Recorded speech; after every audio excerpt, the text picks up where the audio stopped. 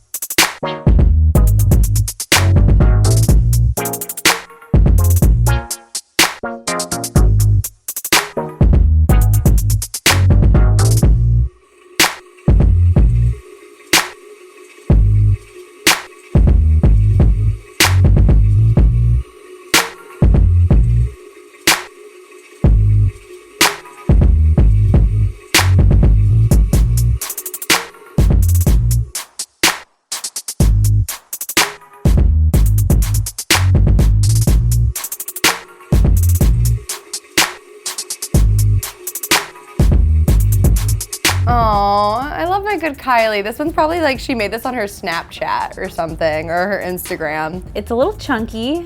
This looks like top ramen that I made in college while drunk, so I have low expectations. It's not bad. It's fine. This is a good base. You could add a lot to it. It's also really buttery. That's just top ramen with an egg in it. It's kind of good, honestly. No, okay. That's Kylie's for sure.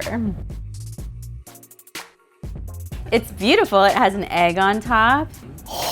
The noodles are much more firm than the other one. This has a lot going on. There's like chicken and egg, less nudes.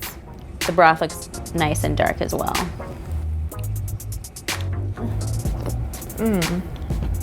I might retract my statement. I have a weird taste in my mouth, so I'm gonna go back to this top ramen. I think I like the first one, even though it's kind of sketch, but it's kind of good. Oh man, I think I like the one that's really basic and looks like cup of noodles. And this one looks beautiful, but has nothing going on with it, you know? It's like that hot guy that has nothing else going on with his life. Sorry. I guess my girl Kylie knows what's up. Sometimes basic is the best way to go. I'm not hating at all. Go Kylie. Team Kylie. Sorry, Khloé. Well, I guess that settles that.